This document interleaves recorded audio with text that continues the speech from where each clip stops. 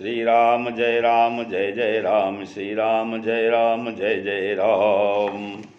नारायण समारंभां शंकराचार्य मध्यमां अस्मदाचार्यपर्यन्तां वन्दे गुरुपरम्परां।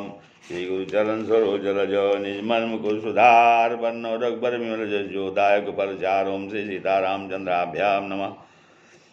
ज्योतिष शास्त्र की चर्चा के क्रम में आज जो है लघु पारसरी ग्रंथ का जो है वो राजयोग अध्याय में योग अध्याय जो है उसका सर्वोपरि राजयोग क्या है वो बता रहे हैं कि कुंडली में जब देखेंगे तो सर्वोपरि राजयोग क्या होता है, मतलब सबसे अच्छा सर्वश्रेष्ठ राजयोग क्या है कि केंद्र त्रिकोणाधिपयोरेकत्वे योगिकारको। केंद्र त्रिकोणाधिपयो रेकत्वे योगकारको अन्य त्रिकोणपतिना संबंधो यदि किम परम।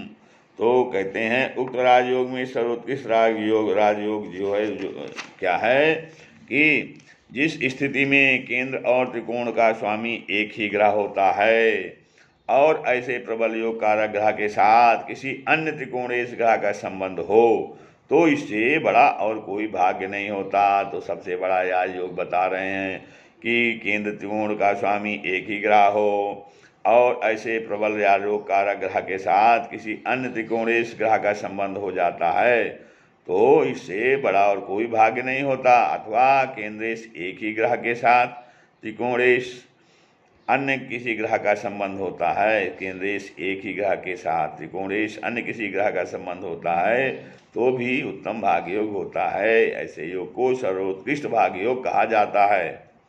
कहते हैं जैसे वृष लग्न में नवमेश दशमेश शनि योग कारक ग्रह, दशादि में पंचमेश बुध ग्रह की अंतर्दशादि संबंध से उत्तम शुभोदय योग होगा।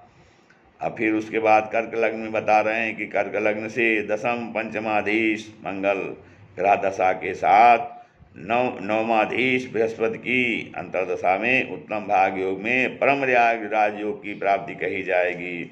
फिर के बाद कर्क, अब उसके बाद सिंह लग्न में बता रहे हैं सिंह लग्न में चतुर्थ नवमाधीश मंगल की दशादि के साथ पंचमेश गुरु की अंतर्दशा में उत्तम भाग योग प्राप्ति समय कहा जाएगा। अतः यतः यहाँ पर गुरु अष्टमेश भी है तो भी भाग्य योगांकों की संख्या वर्धमान हो रही है, अब वर्धमान ही होती है अर्थात ज़्यादा ही होती है, इसलिए भाग्य योग तो होगा ही। फिर सिंह के बाद तुला लग्न में चतुर्थेश पंचमेश शनि के साथ नवमेश वृष के संबंध के से उत्कृष्ट राजयोग होता है। और फिर यदि बुध में व्यतेश संबंध भी विद्यमान है तो भी अधिक राजयोगावशेष से राजयोग उत्पन्न होगा।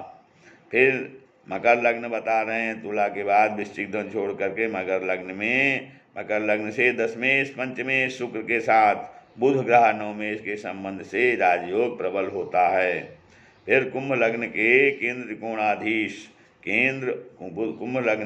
केंद्र त्रिकोणेश शुक्र की दशा के साथ पंचमेश बुध की अंतर्दशादिकों का संबंध भी उत्तम भाग योग सूचक होता है। मेष लग्न से केंद्रेश चंद्रमा के साथ त्रिकोणेश सूर्य का संबंध केंद्र त्रिकोण रेशयोर एकत्व तो नहीं है, किंतु केंद्र त्रिकोणत्व धर्मनिष्ठ दोनों ग्रहों की परस्पर की दशा और अंतर्दशादि में दशाओं में मानव को राजयोग की प्राप्ति होती है। यहाँ पर भले ही केंद्रेश ही त्रिकोणेश नहीं भी तो भी भाग्योग की प्राप्ति होगी। तो जहाँ पर केंद्र और त्रिकोण के ग्रहों का आपस में संबंध होगा वहाँ राजयोग की प्राप्ति होगी। और जैसे कहे हैं कि एक ही ग्रह केंद्र और त्रिकोण का स्वामी है और उसमें जो है अन्य त्रिकोण ग्रह का उससे संबंध हो जाए तो ये बहुत बड़ा सर्वोपरि राजयोग कहा गया है। श्री राम जय जय राम।